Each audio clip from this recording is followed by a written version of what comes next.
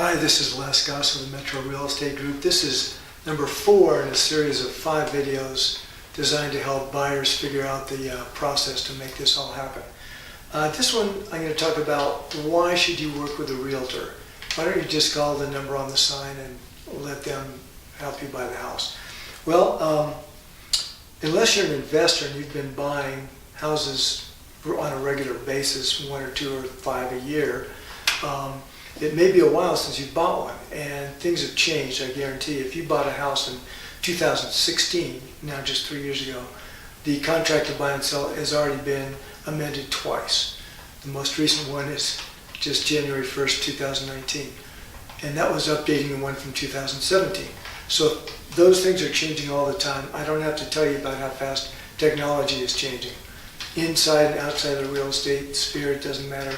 Things are unbelievable how fast things are going. And rules are changing too, what you can and can't do, what you should and shouldn't do.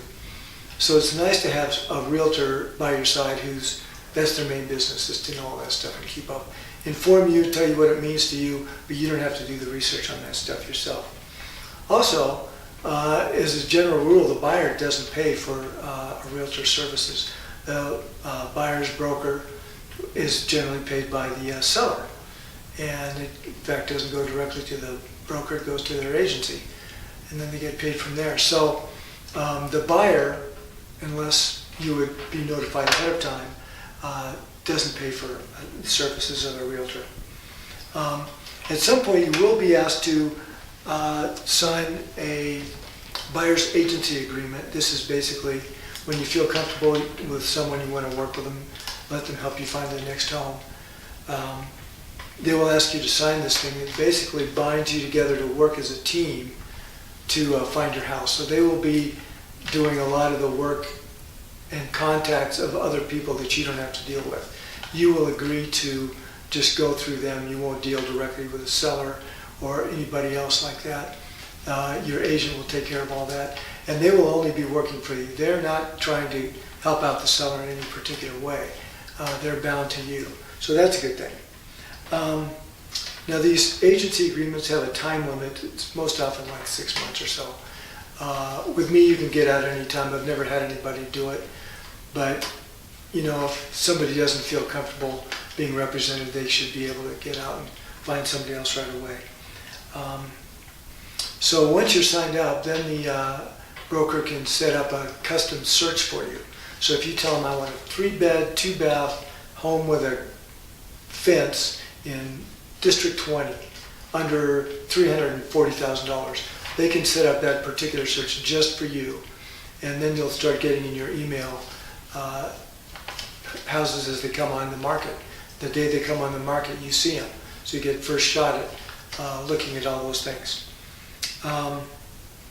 So then, once you've seen a bunch of them, you say, boy, this one over here I really like, let's go take a look at that. Then you don't have to call the seller and set that up yourself. You just call your agent and say, let's go look at this house. And they will set up the appointment. If there's a lockbox, they will take care of all that. They will follow up with the seller's broker later. So all you have to do is go and walk through it and see if you like it or not. At some point, hopefully you'll actually find one that you think, this is the one, let's make this happen. Then your broker can take care of writing up the offer for you. As I mentioned, the paperwork is changing. The 2019 contract to buy and sell has 18 pages, and a lot of it is legalese, and a lot of it doesn't apply to you, but you've got to go through it all and sign it. We always recommend you get a real estate attorney to look at this with you.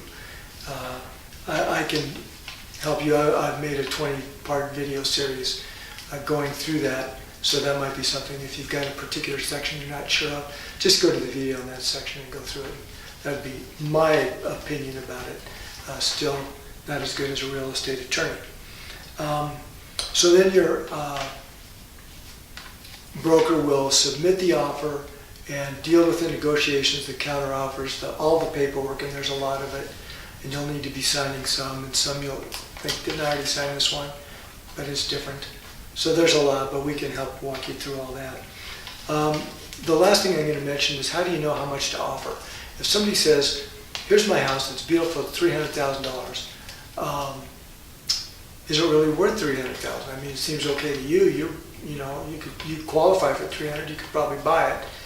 But this is when your buyer's agent can come through and say, let me double check that for you. We don't know what the realtor who probably did a comparative market analysis came up with. They might have come up with 285, but the seller said, let's go for 300. So if you've got a broker on your side, they can do the same back end work and find out what they think it's really worth, and that would be a value as well. And again, no charge for any of this. Let me know how I can help you. Look forward to talking to you later. Bye.